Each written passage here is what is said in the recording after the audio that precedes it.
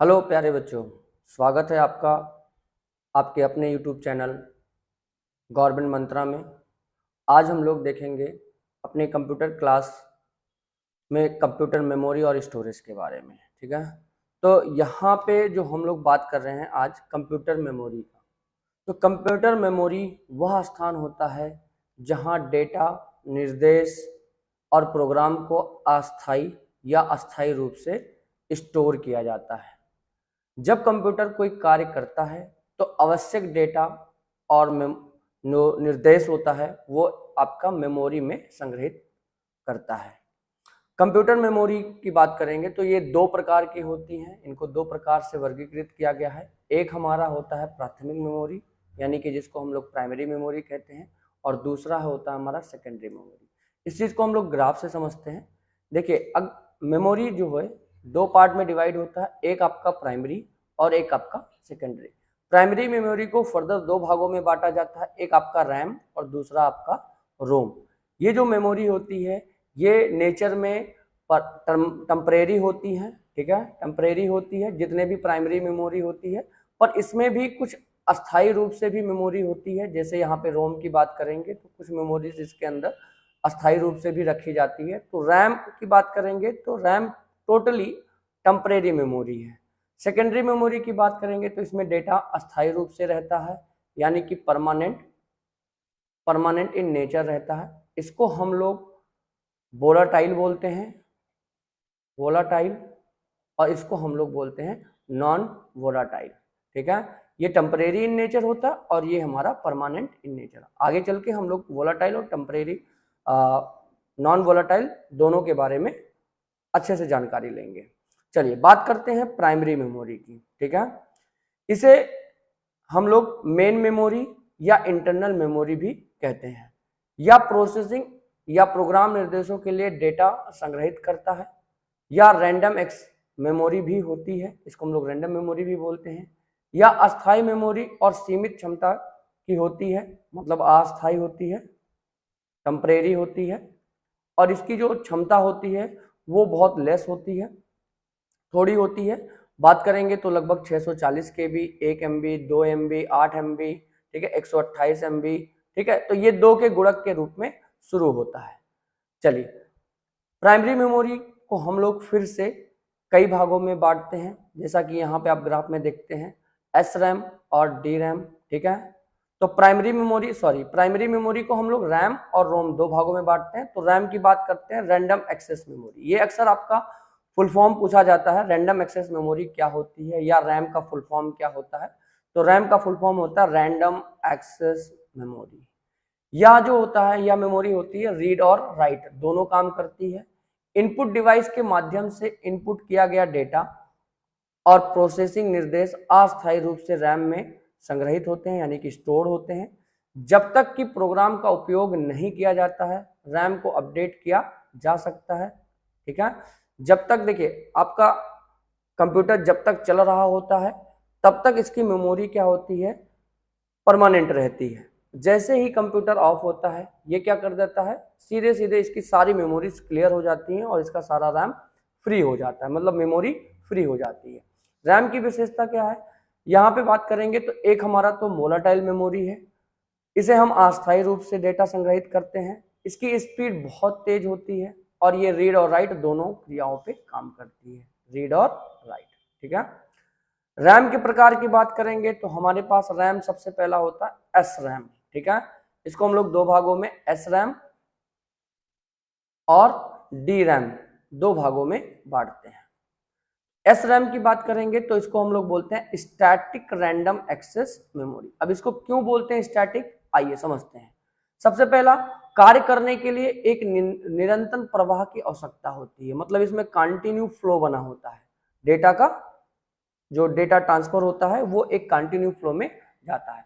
Data संग्रहित किए जाने के लिए इसे रिफ्रेश करने की आवश्यकता नहीं होती है। ठीक है, यही कारण है कि यस रैम को स्टैटिक रैम कहा जाता है, मतलब अगर डेटा फ्लो बना रहे, ठीक है, इस चीज को अगर मेंटेन करना है तो यहाँ पे रिफ्रेश करने की जरूरत नहीं होती है। जबकि डायनेमिक रैम में हर बार आपको रिफ्रेश करना पड़ता है, डेटा को आगे फ्लो बना रहे, अदरवाइज क्या होता है, स्लो हो जाता है प्रोसेसर। डेटा को बरकरार बनाए रखने के लिए कोई परिवर्तन या क्रिया जैसे रिफ्रेश की आवश्यकता नहीं होती है या एक वोलाटाइल मेमोरी होती है, अर्थात एक बार बिजली कट जाने के बाद इसमें जो डेटा संग्रहित होता है वो खो जाता है प्यारे बच्चों। ठीक है, आई होप आपको यह समझ में आ रहा होगा। नेक्स्ट इसमें बात करेंगे डी रैम की तुलना में इसमें जो बिजली होती है उसका खपत कम होता है और जो गति होती है वो तेज होती है। एस रैम का नुकसान यह है कि इसमें मेमोरी क्षमता जो होती है वो कम होती है, इसके चिप निर्माण यानी कि इसके मैन्युफैक्चरिंग में लागत बहुत कम आती है। ठीक है, इसीलिए धीरे धीरे क्या करके एस रैम को मार्केट से हटा दिया गया क्योंकि मैन्युफैक्चरिंग कॉस्ट अधिक पड़ती है। बात करते हैं डी रैम की। डी रैम का फुल फॉर्म होता है डायनेमिक रैंडम एक्सेस मेमोरी। ठीक है, अक्सर आप शॉर्ट फॉर्म याद रखिएगा, इसका आपको फुल फॉर्म याद रखना है, सॉरी। इसे कार्य करने के लिए समय समय पे रिफ्रेश करने की आवश्यकता होती है। ठीक है, जैसा कि आप लोग देखते होंगे, आप कंप्यूटर कभी चलाते होंगे तो स्लो हो जाता होगा, तो आपको हमेशा रिफ्रेश बटन का इस्तेमाल करना होता है, यानी कि F5 बार बार प्रेस करना होता है। डी रैम में डेटा स्टोर करने वाले जो कैपेसिटर होते हैं वो धीरे धीरे क्या होता है, ऊर्जा खो देते हैं, जिसकी वजह से इसको रिफ्रेश करना होता है, जिसे ऊर्जा का सतह ह्रास या डेटा का खो जाना कहते हैं। यही कारण है कि डी रैम को हम लोग डायनेमिक रैम कहा जाता है, यानी डायनेमिक कहा जाता है। डेटा को बरकरार बनाए रखने के लिए निरंतर आपको रिफ्रेश करने की आवश्यकता पड़ती है। डी रैम भी एक वोलाटाइल मेमोरी होती है। डी रैम का अक्सर जो होता है, जो एक्टिव मेमोरी के लिए हम मुख्य मेमोरी के रूप में उपयोग करते हैं, यानी कि एक्टिव मेमोरी के लिए, एक्टिव मेमोरी। चलिए बात करते हैं टाइप ऑफ डी रैम की। ठीक है, डी रैम जो होता है हमारे पास यहाँ पे सबसे पहला होता है S D RAM. S D RAM को हम लोग बोलते हैं synchronous dynamic random access memory. ठीक है, एक प्रकार की डायनेमिक रैम होता है जो सीपीयू के क्लॉक सिग्नल के साथ सिंक्रोनाइज होकर काम करती है। बात करेंगे ये क्लॉक सिग्नल की, वो आगे चल के हम लोग डिस्कस करते हैं कि क्लॉक सिग्नल होता क्या है। एक्चुअली जो सीपीयू होता है, जो सीपीयू का काम होता है वो क्लॉक सिग्नल पे ही होता है। वो लगातार, यानी कि सीपीयू के अंदर एक जनरेटर होता है जो लगातार एक निरंतर अंतराल पे सिग्नल भेजता रहता है ताकि आगे का काम होता रहे। इसका अर्थ है कि एसडी रैम को प्रोसेसर की गति के अनुसार व्यवस्थित तरीके से ट्रांसफर करती है, जिससे कंप्यूटर की कार्य गति बेहतर हो सकती है। ठीक है, बेहतर हो जाती है। एसडी रैम की विशेषता की बात करेंगे तो यहाँ पे डायनेमिक रैम का एक प्रकार होता है। एसडी रैम जो होता है डी रैम का, डी रैम एक टाइप है। यह सीपीयू क्लॉक सिग्नल के साथ सिंक्रोनाइज होकर काम करती है। इसकी स्पीड जो होती है पारंपरिक डी रैम से अधिक होती है। इसका उपयोग पुराने पेंटियम और प्रारंभिक कंप्यूटर सिस्टम में किया जाता था, जब आपका प्रोसेसर आपका पेंटियम प्रोसेसर होता था।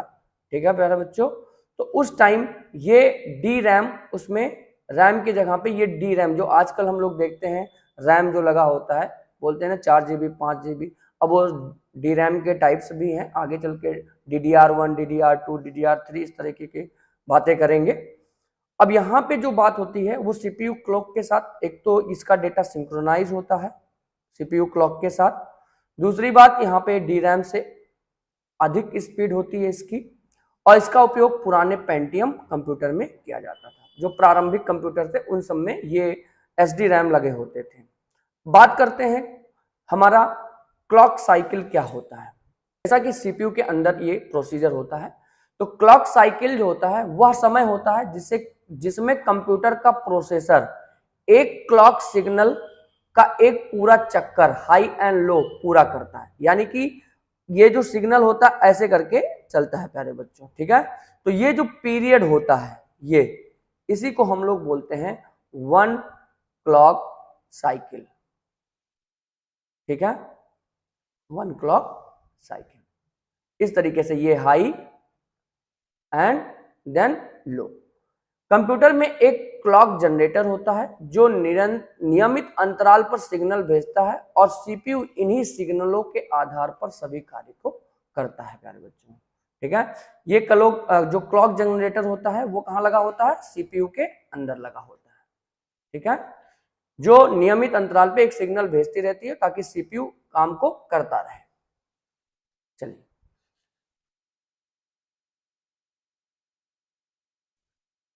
अब बात करते हैं क्लॉक सिग्नल की विशेषता क्या है। यह सीपीयू के कार्य की समय यूनिट मतलब टाइम यूनिट होती है। एक क्लॉक साइकिल में सिग्नल जो होता है वो हाई और लो अवस्था से गुजरता है। अभी जैसा कि मैंने आपको डायग्राम बना के बताया, सीपीयू के प्रत्येक ऑपरेशन को पूरा करने के लिए कई क्लॉक साइकिल लगता है, ठीक है। अब जैसे आप देखते होंगे कि हमारा जो सीपीयू का जो प्रोसेसर होता है वो 2.8 गीगाहर्ट्ज, 3 गीगाहर्ट्ज इस तरीके के प्रोसेसर होते हैं। तो सीपीयू का जो प्रोसेसर होता है उससे पता चलता है कि सीपीयू की स्पीड क्या होती है, ठीक है। तो उस चीज को हम लोग बोलते हैं, सीपीयू की स्पीड को हम लोग बोलते हैं क्लॉक स्पीड, प्यारे बच्चों, ठीक है।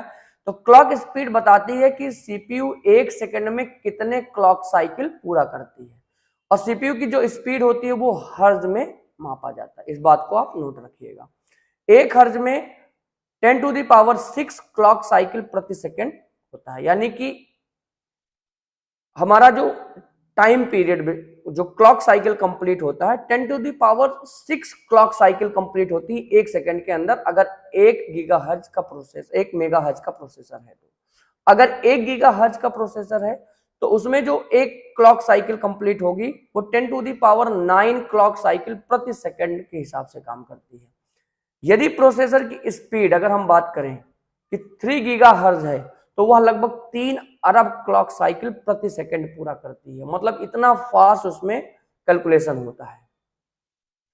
क्लॉक साइकिल के महत्व को समझते हैं। तो सीपीयू की प्रोसेसिंग गति निर्धारित करती है क्लॉक साइकिल, डेटा प्रोसेसिंग को सिंक्रोनाइज करती है और कंप्यूटर के सभी कार्य का समन्वय करती है। ये आपका क्लॉक साइकिल कार्य बच्चों।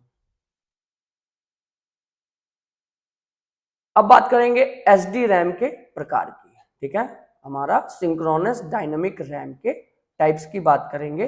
तो ये हमारा डीडीआर सबसे पहले होता है, ठीक है, DDR1, DDR2, DDR3, DDR4, DDR5, DDR6 इस तरीके से होता है।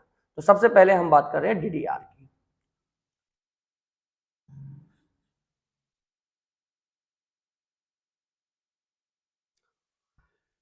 डीडीआर को हम लोग बोलते हैं डबल डेटा रेट।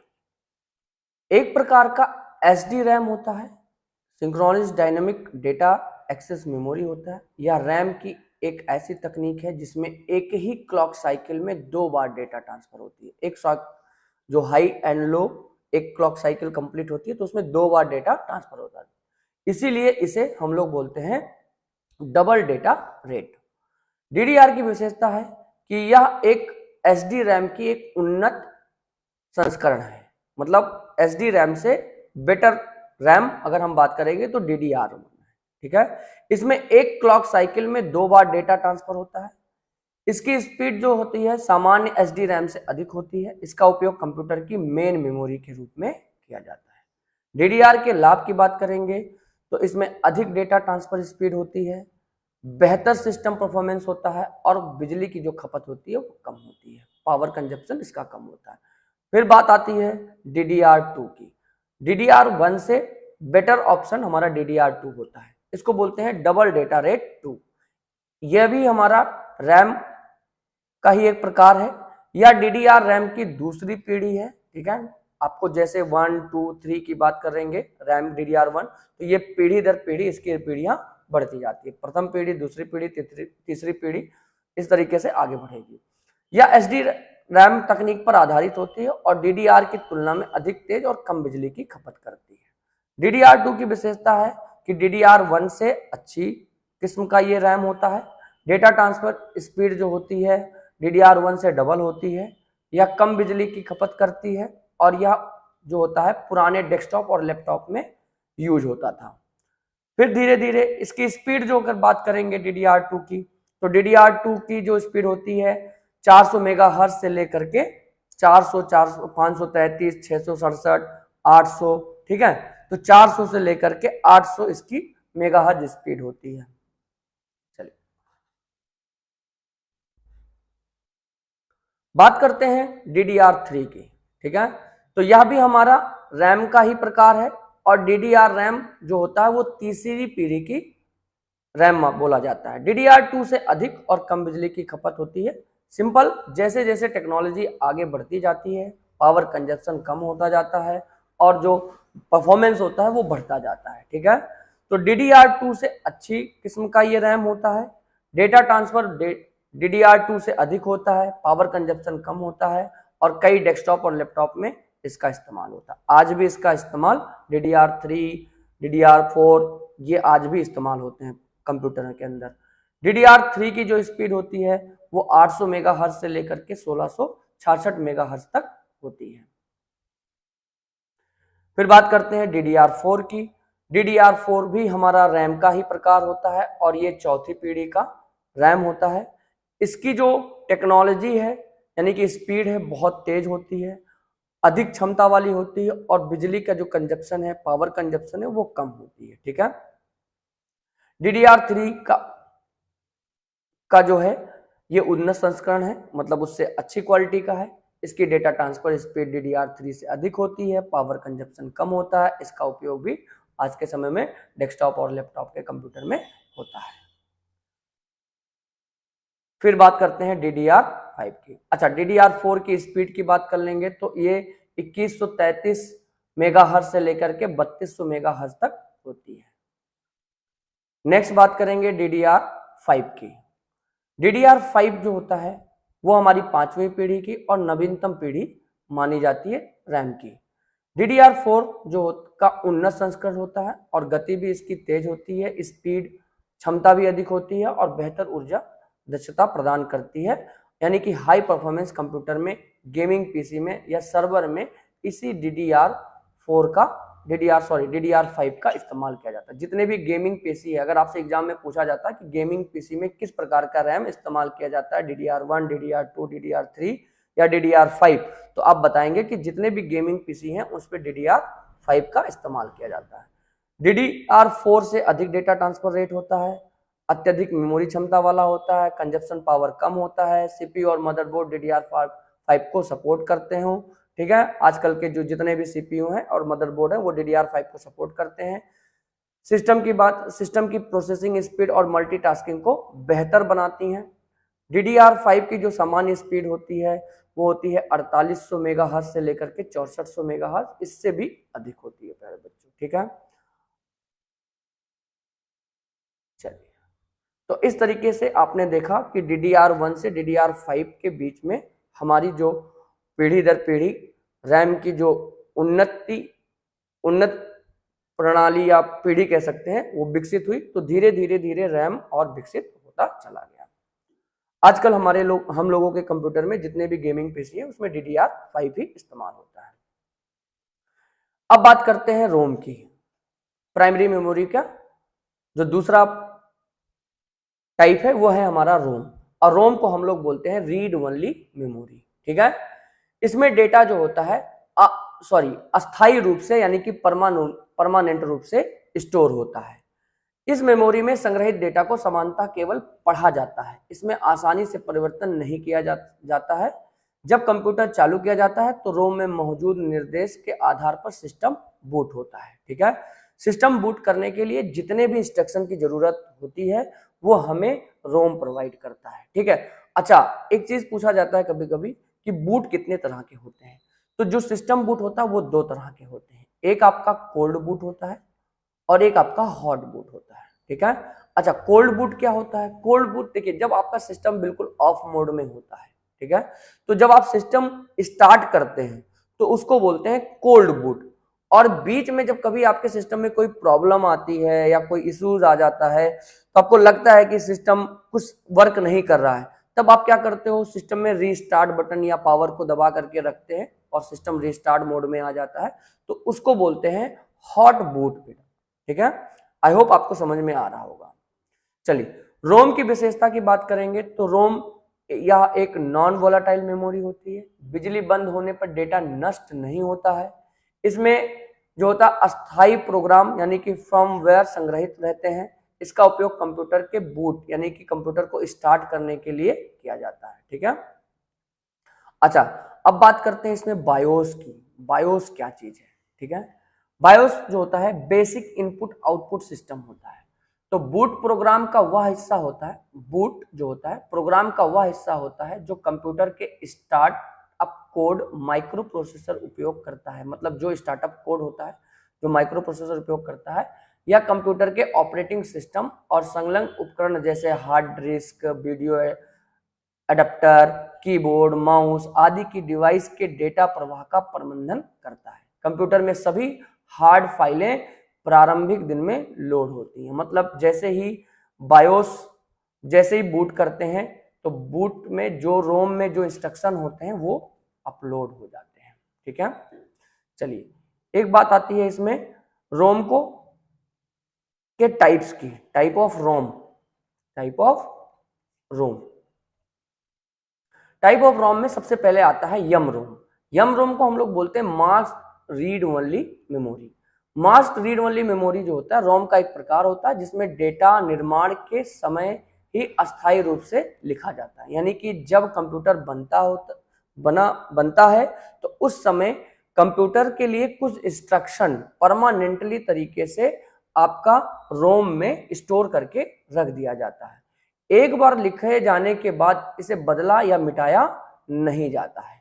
हर बार जैसे आप देखते होंगे कंप्यूटर जब स्टार्ट करते होंगे तो विंडोज अपलोड हो करके आप तक खुल करके जब तक वो पहुंचता है, ठीक है, उसके बीच की जो प्रक्रिया होती है, ठीक है, वो हमारा होता है रोम में स्टोर्ड इंस्ट्रक्शन के माध्यम से। उसको हम लोग पोस्ट बोलते हैं। आगे चल के आगे बात करेंगे पावर ऑन सेल्फ टेस्ट, ठीक है।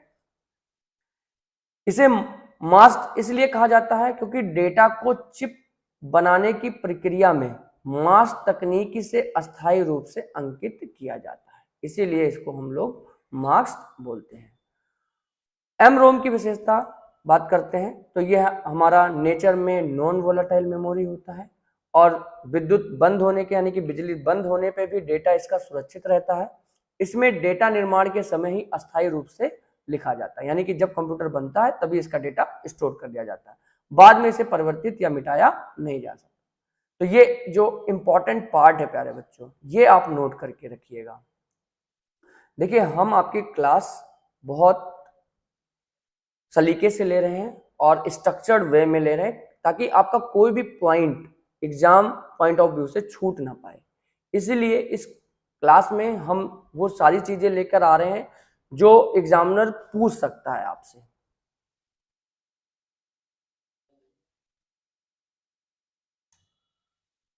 अब बात करते हैं एम रोम के उपयोग के बारे में। तो एम रोम का उपयोग जो होता है वो फर्मवेयर स्टोर करने के लिए होता है, इलेक्ट्रॉनिक उपकरणों में अस्थायी प्रोग्राम करने के लिए भी होता है और एम्बेडेड सिस्टम में भी होता है, ठीक है। चलिए तो ये याद रखिएगा तीनों पॉइंट्स। नेक्स्ट बात करते हैं पी रोम के बारे में। पी रोम को हम लोग बोलते हैं प्रोग्रामेबल रीड ओनली मेमोरी। यह एक नॉन वोलेटाइल मेमोरी होती है। नॉन वोलेटाइल मतलब परमानेंट मेमोरी होती है। निर्देशों को एक बार प्रोग्राम द्वारा लिखा जाता है और फिर एक बार पढ़ा जा सकता है। इसमें डेटा एक बार प्रोग्राम किया जाता है और फिर बदला नहीं जा सकता। इसको हम लोग बोलते हैं पी रोम। अब बात करते हैं ईपी रोम की, erasable programmable read only memory. जैसा कि नाम यहाँ पे इरेजेबल है, यानी कि इसमें एक बार आप मिटा सकते हैं। एक बार लिखने के बाद पी रोम के निर्देशों को एक बार मिटाया जा सकता है। निर्देशों को विशेष तकनीक का उपयोग करके प्रोग्राम द्वारा फिर से लिखा जा सकता है। यानी कि इसमें प्रोग्राम को इरेज करने के लिए हम लोग अल्ट्रावायलेट लाइट की मदद लेते हैं। किसमें लेते हैं? ईपी रोम के अंदर। इसके बाद आते हैं डबल ईपी रोम। डबल ईपी रोम को बोलते हैं electronic erasable programmable read only memory. यह मेमोरी डेटा को विद्युत संकेतों की सहायता से मिटाकर पुनः लिखा जाता है। यानी कि इसमें इलेक्ट्रिक बिजली का प्रयोग किया जाता है डेटा को इरेज करने के लिए। ईपी रोम एक उन्नत वर्जन है, मतलब लेटेस्ट वर्जन है रोम का। इसमें डेटा को मिटाने के लिए अल्ट्रावायलेट किरण मतलब पराबैंगनी किरणों की आवश्यकता नहीं होती है, ठीक है।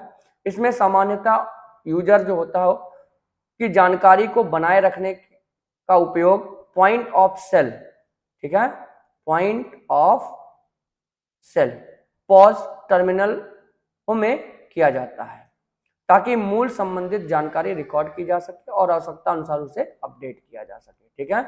तो पॉइंट ऑफ सेल आप याद रखिएगा। अच्छा, एग्जाम पॉइंट ऑफ की बात करेंगे तो ईपीरोम में डेटा को इरेज करने के लिए अल्ट्रावायलेट लाइट और डबल ईपीरोम में डेटा को इरेज करने के लिए इलेक्ट्रिक करंट का इस्तेमाल किया जाता है। चलिए अब बात करते हैं दूसरे पार्ट की। अब हमारा आ जाता है सेकेंडरी मेमोरी, ठीक है। प्राइमरी मेमोरीज में आपने जितने भी चीजें देखा, ठीक है, उसमें रैम जो होता है वो हमारा टेम्परेरी इन नेचर होता है और रोम जो होता है वो परमानेंट इन नेचर होता है। अब बात करते हैं सेकेंडरी मेमोरी की। तो सेकेंडरी मेमोरी को अस्थायी मेमोरी या परमानेंट मेमोरी भी कहा जाता है। सामान्य में उपयोग के लिए कंप्यूटर सिस्टम में अस्थायी रूप से डेटा और प्रोग्राम जो इंस्ट्रक्शन को संग्रहित करते हैं।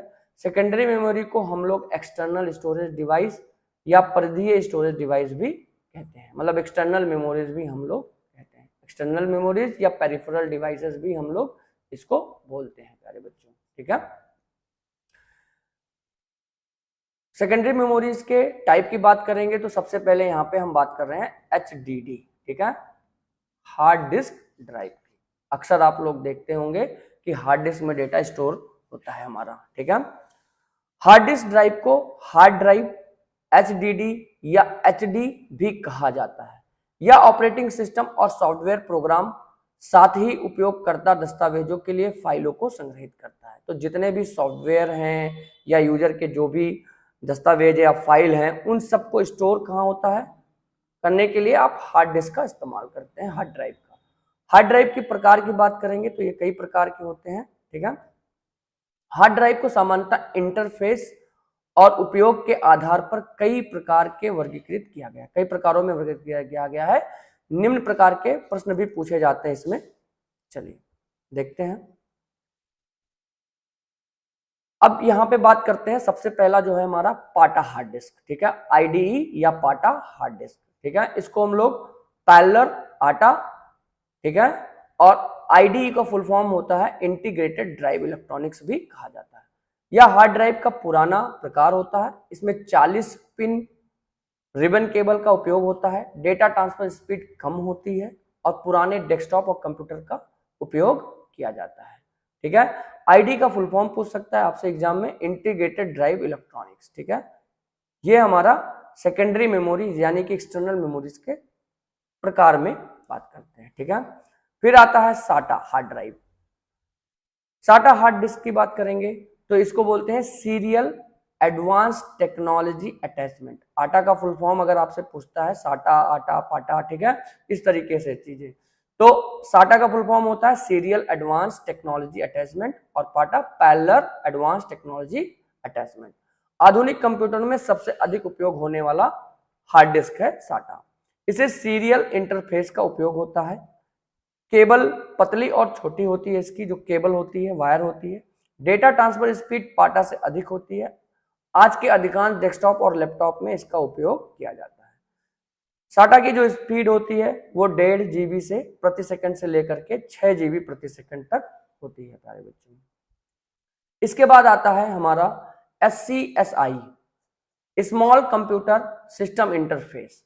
यह जो हार्ड डिस्क होता है, ये जो हार्ड डिस्क यूज होता है वो सर्वर या हाई परफॉर्मेंस सिस्टम में उपयोग होता है, जैसे गेमिंग PC या सर्वर वाली जो PC होती हैं उन सब में, जैसे बैंक में सर्वर होता है तो वहां पे जो हार्ड डिस्क डेटा स्टोर करने के लिए यूज होता है वो हमारा SCSI यूज होता है, स्मॉल कंप्यूटर सिस्टम इंटरफेस। या एक साथ कई डिवाइस को कनेक्ट कर सकता है। डेटा ट्रांसफर स्पीड अधिक होती है, जैसे एक ही हार्ड डिस्क से क्या होता है, बहुत सारे लोग यूजर कनेक्टेड होते हैं, उससे डेटा एक्सेस करते हैं। वो जो हार्ड डिस्क होती है उसको हम लोग बोलते हैं SCSI, small computer system interface. कीमत अधिक होती है और ये सर्वर कंप्यूटर में अधिक उपयोग होती है। तो इस बात को ध्यान रखिएगा कि जो सर्वर कंप्यूटर में किस प्रकार का हार्ड डिस्क यूज होता है वो होता है SCSI हार्ड डिस्क। नेक्स्ट बात करते हैं एक्सटर्नल हार्ड डिस्क की। यह कंप्यूटर के बाहर उपयोग किए जाने वाला हार्ड डिस्क होता है। जैसे आप देखते हैं पेन ड्राइव, हार्ड डिस्क अगर बाहर से यूज कर रहे हैं, एक तो आपके लैपटॉप के अंदर या डेस्कटॉप के अंदर लगा होता है, वो इंटरनल होता है, और एक आप हार्ड डिस्क बाहर से ले सकते हैं, उसको हम लोग बोलते हैं एक्सटर्नल हार्ड डिस्क। ठीक है, यूएसबी के माध्यम से कंप्यूटर को में कनेक्ट होता है, डेटा बैकअप या पोर्टेबल स्टोरेज के लिए उपयोग होता है। इसे आसानी से एक कंप्यूटर से दूसरे कंप्यूटर में उपयोग किया जा सकता है, इसीलिए इसको हम लोग बोलते हैं पोर्टेबल स्टोरेज डिवाइस। ठीक है, अब पोर्टेबल स्टोरेज डिवाइस को हम लोग क्या बोलते हैं? External hard disk. अब यहाँ पे बात कर लेते हैं, जैसे अगर हम बात करें कुछ एग्जांपल की, तो जो पाटा हमारा हार्ड डिस्क होता है, पैरेलल आटा, और साटा को हम लोग बोलते हैं सीरियल आटा, एडवांस टेक्नोलॉजी। ठीक है, तो ये पुराने कंप्यूटर में यूज होता था। आधुनिक कंप्यूटर जो पीसी और लैपटॉप आजकल के समय में है, वो उसमें हम लोग हमेशा साटा का इस्तेमाल करते हैं, और जो स्मॉल कंप्यूटर सिस्टम इंटरफेस है SCSI, वो सर्वर में यूज होता है, और एक्सटर्नल हार्ड डिस्क बैकअप या पोर्टेबल के लिए इस्तेमाल किया जाता है। तो ये आपका एग्जाम पॉइंट ऑफ व्यू से ये आप याद रखिएगा, बहुत ज़्यादा डीप में जाने की ज़रूरत नहीं है, कुछ आप एक बार स्टडी कर लेंगे तो आपका जो एक कॉन्सेप्ट है मोटा मोटा क्लियर हो जाएगा, फिर आपसे जो भी सवाल पूछा जाएगा वो आप कर पाएंगे। देखिए, आप अगर यूट्यूब पे देखते होंगे तो बहुत सारे लोग क्या करते हैं कि ऑब्जेक्टिव के माध्यम से कॉन्सेप्ट को समझाने की बात करते हैं, पर जब उसी से रिलेटेड कोई और कंटेंट पूछ लेता है तब आप कंफ्यूज कर जाते हैं, क्योंकि उस तरीके से आपने पढ़ाई नहीं किया। अब आप जब थ्योरी का कॉन्सेप्ट क्लियर कर लेंगे प्यारे बच्चों, तो आप प्रैक्टिकल बहुत आसानी से कर पाएंगे, मतलब आपको जो MCQ आएगा वो बहुत अच्छे से कर पाएंगे। ठीक है, तो आपको देखिए यहाँ पे सारी चीजों को मैं एक तरीके से आपको बता दे रहा हूं ताकि आपका सारा कॉन्सेप्ट क्लियर हो जाए। बस आपको क्या करना है, एक बार इसको पढ़ना है, अच्छे से पढ़ लीजिएगा, आपका सारा कॉन्सेप्ट क्लियर हो जाएगा। देखिए, अब बात करते हैं, अब एक्सटर्नल हार्ड डिस्क खत्म हो गया, इसके बाद हम आजकल के जो ट्रेंडिंग हार्ड डिस्क है वो है हमारा SSD। ठीक है, आप कभी आज के डेट में कभी जाएंगे कंप्यूटर मार्केट में तो आपसे बोला जाएगा कि आप SSD लगवा लीजिए ताकि आपके कंप्यूटर की परफॉर्मेंस बढ़ जाए और स्पीड अच्छी हो जाए। तो SSD को हम लोग बोलते हैं सॉलिड स्टेट ड्राइव, और ये एग्जाम पॉइंट ऑफ से इंपॉर्टेंट है, आप इसको नोट कर लीजिएगा। ठीक है, SSD का फुल फॉर्म क्या होता है? ठीक है, तो SSD को हम लोग बोलते हैं सॉलिड स्टेट ड्राइव, एक आधुनिक स्टोरेज डिवाइस है जिसका उपयोग कंप्यूटर में डेटा को संग्रहित करने के लिए किया जाता है, या फ्लैश मेमोरी तकनीक पर आधारित होता है, और इसमें HDD की तरह कोई घूमने वाला भाग यानी कि मूविंग पार्ट नहीं होता है। आप जब पुराने समय वाले हार्ड डिस्क को खोलेंगे तो उस पर एक हेड लगा होता है और उसमें एक डिस्क होती है, वो घूमती रहती है, आप देखेंगे तो साउंड आता है आपको, जब भी आप पुराने कंप्यूटर को चलाओगे तो आप देखोगे उस हार्ड डिस्क की साउंड आती है बहुत तेज। ठीक है, पर ऐसा कुछ SSD में नहीं होता है, इसमें कोई घूमने वाला डिस्क नहीं होता, सिंपली ये चलता है। SSD की प्रमुख विशेषता की बात करेंगे तो ये नॉन वोलाटाइल मेमोरी होती है, बिजली बंद होने के बाद भी डेटा इसका सुरक्षित रहता है। डेटा पढ़ने और लिखने की स्पीड जो होती है वो हार्ड डिस्क से बहुत अधिक होती है। इसमें कोई मैकेनिकल पार्ट नहीं होता, इसलिए अधिक टिकाऊ होता है या कम बिजली की खपत करता है। लैपटॉप और आधुनिक कंप्यूटर में इसका उपयोग आजकल के डेट में किया जा रहा है। देखिए, कुछ क्वेश्चन ऐसे हैं जिनको अभी हम डिस्कस नहीं कर रहे हैं, वो जब मैं आपको MCQ दूंगा उसमें आपको वो सारी चीजों को मैं डिस्कस कर दूंगा। तो आप कॉन्सेप्ट क्लियर रखिए, सारी चीजों का निचोड़, जो चीजें आपको लगता है कि आपको देना चाहिए, ठीक है, वो मैं आपको MCQ में भी दे दूंगा। चलिए आते हैं, अब SSD के प्रकार की बात कर लेंगे। तो SSD हमारे पास देखिए, एक तो SATA SSD आती है, एक NVMe SSD आती है। ठीक है, इसमें PCI स्लॉट्स होता है, वो हम आगे चल के बात करेंगे PCI स्लॉट्स का क्या यूज होता है। ठीक है, तो सबसे पहले बात करते हैं SATA SSD की, इसको बोलते हैं serial advance technology attachment solid state drive, या SATA इंटरफेस का उपयोग करता है। सामान्य SSD में सबसे अधिक उपयोग किया जाता है SATA का, और इसकी स्पीड जो होती है 500 से 600 MB पर सेकेंड होती है। जब डाटा इसमें फेच करते हो, आप निकालते हो या उसमें डालते हो, तो इसकी जो स्पीड होती है कॉपी पेस्ट करने की या उसमें रीड करने की, वो 600 मेगाबाइट पर सेकेंड होती है, 600 MB पर सेकेंड। NVMe SSD, इसको बोलते हैं non volatile memory express SSD। ठीक है, या PCI इंटरफेस का उपयोग करता है। PCIe PCI का ही उन्नत रूप है, PCI एक्सप्रेस की बात करेंगे, बहुत अधिक तेज होती है और स्पीड जो होती है वो 700 मेगाबाइट पर सेकेंड, मतलब सॉरी 7000 मेगाबाइट पर सेकेंड होती है। लगभग 7 GB तक की स्पीड होती है इसके अंदर। पीसीआई इंटरफेस की बात करेंगे कि पीसीआई क्या है, तो पीसीआई को हम लोग बोलते हैं पेरिफेरल कंपोनेंट इंटरकनेक्ट एक्सप्रेस। ठीक है, पीसीआई कंप्यूटर मदरबोर्ड में उपयोग होने वाला एक हाई स्पीड इंटरफेस होता है, हाई स्पीड इंटरफेस होता है। इसका उपयोग कंप्यूटर के विभिन्न हार्डवेयर डिवाइस को मदरबोर्ड से जोड़ने के लिए किया जाता है।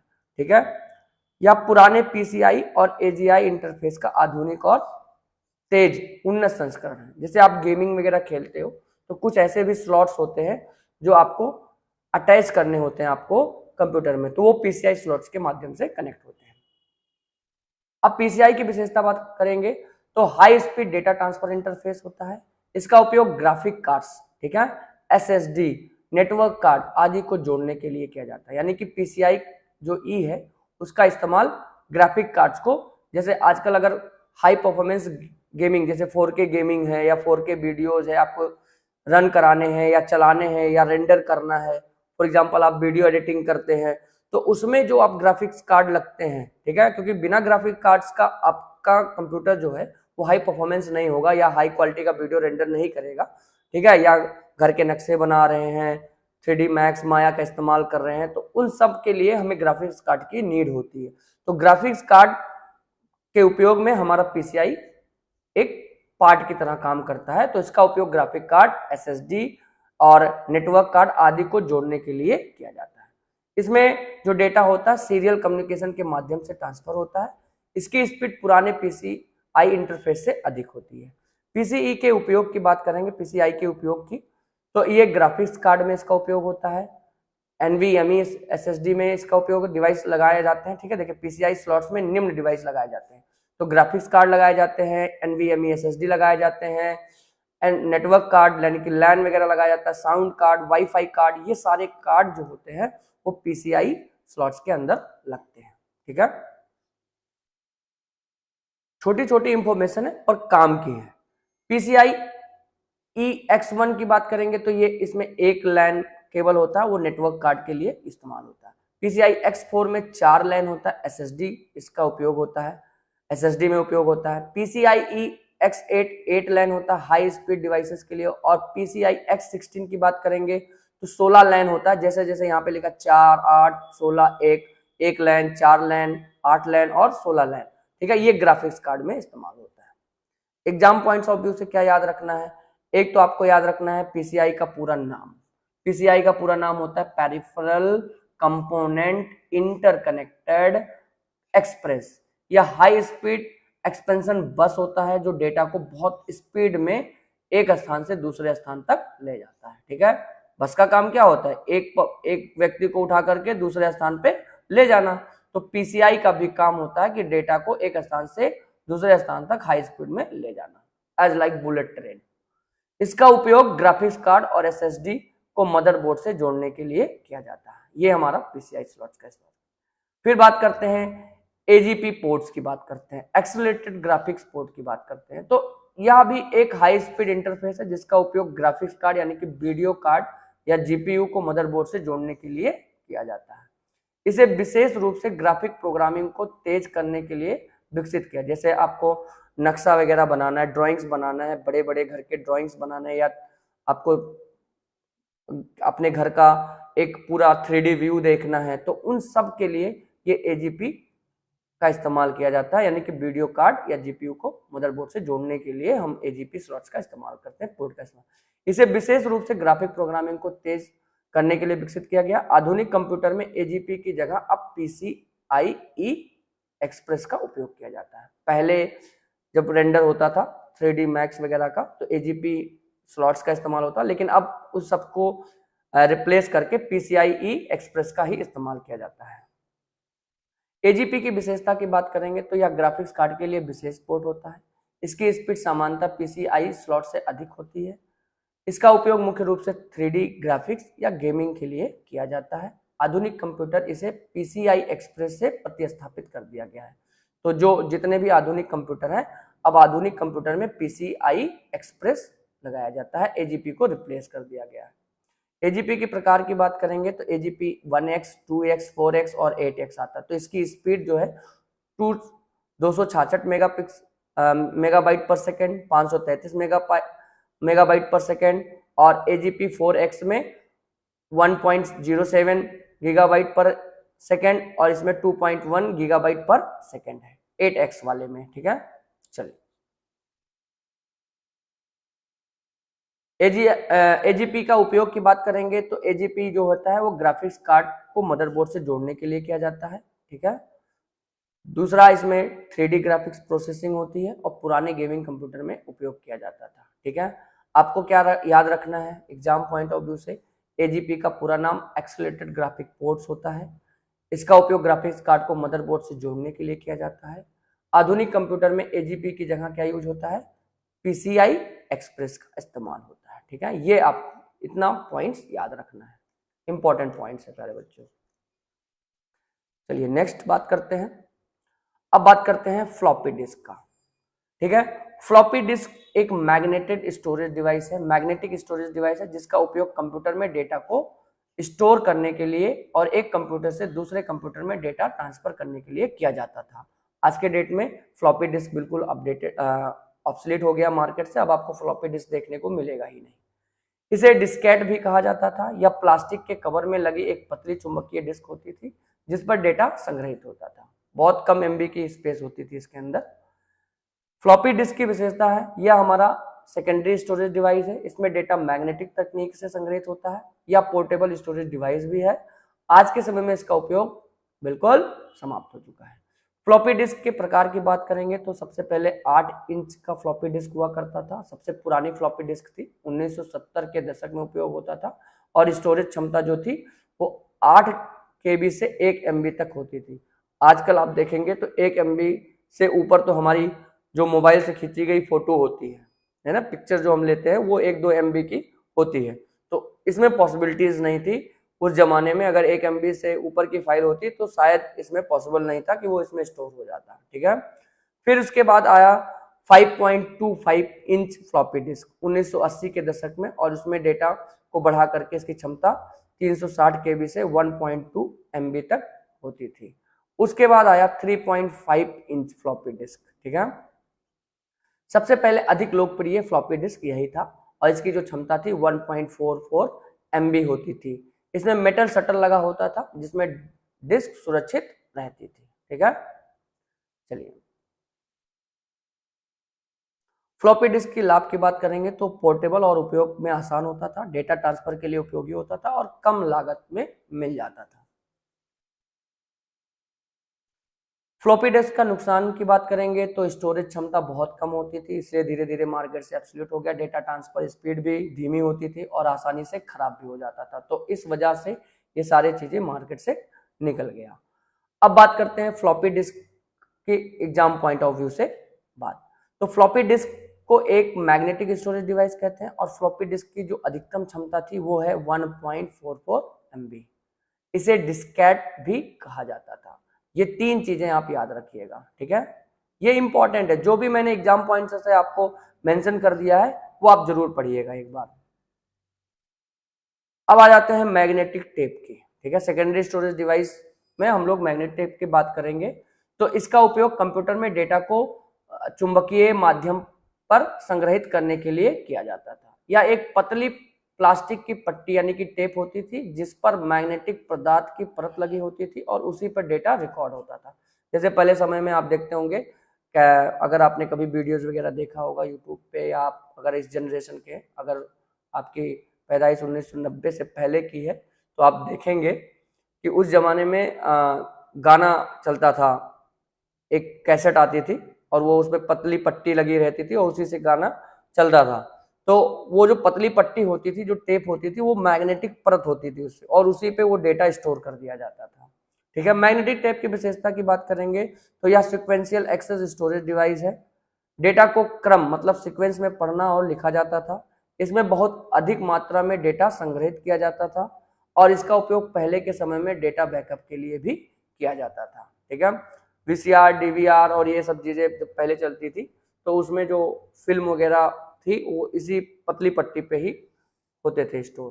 मैग्नेटिक टेप का उपयोग बड़े संस्थानों में डेटा बैकअप के लिए होता था, आर्काइव स्टोरेज के लिए होता था। पुराने कंप्यूटर सिस्टम में डेटा स्टोरेज के लिए भी मैग्नेटिक टेप का इस्तेमाल किया जाता था। मैग्नेटिक टेप के लाभ की बात करेंगे तो कम लागत में अधिक डेटा संग्रहित किया जा सकता था, लंबे समय तक डेटा सुरक्षित भी रहता था और बैकअप के लिए उपयोगी होता था। नुकसान की बात करेंगे तो डेटा एक्सेस की गति बहुत धीमी होती थी, किसी विशेष डेटा तक पहुंचने के लिए पूरा टेप पढ़ना पड़ता था, ठीक है, उसको पूरा रिवाइंड करना पड़ता था।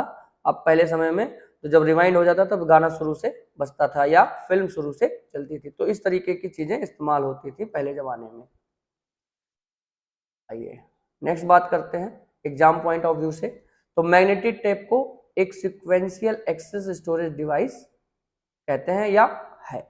इसमें डेटा क्रम में पढ़ा और लिखा जाता है, किसमें, मैग्नेटिक टेप में। इसका उपयोग मुख्य रूप से बैकअप स्टोरेज के लिए किया जाता है। अब बात करते हैं ऑप्टिकल ड्राइव की, डिस्क ड्राइव की, ठीक है। ऑप्टिकल डिस्क ड्राइव ओडीडी एक ऐसा स्टोरेज डिवाइस है जिसका उपयोग ऑप्टिकल डिस्क, सीडी, डीवीडी और ब्लूरे को पढ़ने और लिखने के लिए किया जाता है, ठीक है। डिस्क पे राइट करना, रीड करना, ये दोनों काम ऑप्टिकल डिस्क के माध्यम से होता है। इसमें डेटा को लेजर वीएम की सहायता से पढ़ा और लिखा जाता है, ये याद रखिएगा, लेजर वीएम का उपयोग किया जाता है। ऑप्टिकल डिस्क ड्राइव की विशेषता बात करेंगे तो एक तो सेकेंडरी स्टोरेज डिवाइस है, लेजर टेक्नोलॉजी से पढ़ा जाता है और पोर्टेबल स्टोरेज मीडिया का उपयोग करता है।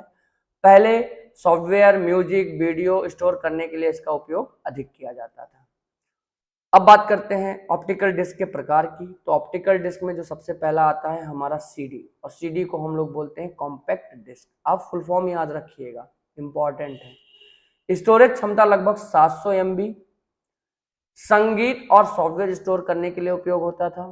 फिर डीवीडी से आया, सॉरी सीडी से हमारा आया डीवीडी, और डीवीडी का फुल फॉर्म होता है डिजिटल वर्सटाइल डिस्क, और इसकी स्टोरेज क्षमता बढ़ा करके 700 MB से 4.7 GB से लेकर के 8.5 GB तक कर दिया गया। फिल्म और बड़े सॉफ्टवेयर स्टोर करने के लिए उपयोग किया जाता था। और आजकल के में बात करेंगे तो अधिक डेटा स्टोरेज करने के लिए हम लोग यूज करते हैं ब्लूरे डिस्क, ठीक है। तो स्टोरेज क्षमता लगभग 25 GB से 50 GB तक, और हाई डेफिनेशन वीडियो और बड़ी फाइलों के लिए इसका उपयोग किया जाता है। ऑप्टिकल डिस्क ड्राइव के लाभ की बात करेंगे तो पोर्टेबल और उपयोग में आसान होता है, लंबे समय तक सुरक्षित रहता है डेटा, और सॉफ्टवेयर विवरण के लिए उपयोगी होता है, ठीक है, सॉफ्टवेयर वितरण के लिए एक स्थान से सॉफ्टवेयर दूसरे स्थान तक आराम से पहुंचा सकते हैं। ऑप्टिकल डिस्क ड्राइव के नुकसान की बात करेंगे तो डेटा ट्रांसफर स्पीड थोड़ा स्लो होता है, डिस्क आसानी से स्क्रैच हो जाती है, अगर थोड़ा भी स्क्रैच आ गया तो वहां का पार्ट, पूरा सेक्टर खराब हो जाता है। आजकल यूएसबी और एसएसडी के कारण इसका उपयोग कम हो गया है, ठीक है। तो ऑप्टिकल डिस्क को यूएसबी और एसएसडी ने रिप्लेस कर दिया है। एग्जाम पॉइंट ऑफ व्यू से क्या याद रखना है कि ऑप्टिकल डिस्क ड्राइव में डेटा जो है वो लेजर बीएम से पढ़ा जाता है, पढ़ा भी जाता है और लिखा भी जाता है। उदाहरण के तौर पे सीडी, डीवीडी और ब्लूरे इसके एग्जाम्पल हैं। सीडी की जो क्षमता होती है वो 700 मेगापिक्सल होती है, और ब्लूरे की जो होती है वो 25 GB से 80 GB तक होती है। ये सारी चीजें आप नोट रखिएगा। सीडी की अगर डिटेल में बात करेंगे तो यहाँ पे सीडी जो है एक ऑप्टिकल डिस्क ड्राइव होती है। इसका उपयोग डेटा, संगीत, वीडियो और सॉफ्टवेयर को संग्रहित करने के लिए होता है, और जैसा कि हमने बात किया कि लेजर बीएम का उपयोग किया जाता है, ठीक है, यानी कि लेजर टेक्नोलॉजी से इसमें डेटा को पढ़ा जाता है। पोर्टेबल स्टोरेज मीडिया है, सॉफ्टवेयर और संगीत इसमें स्टोर किए जा सकते हैं।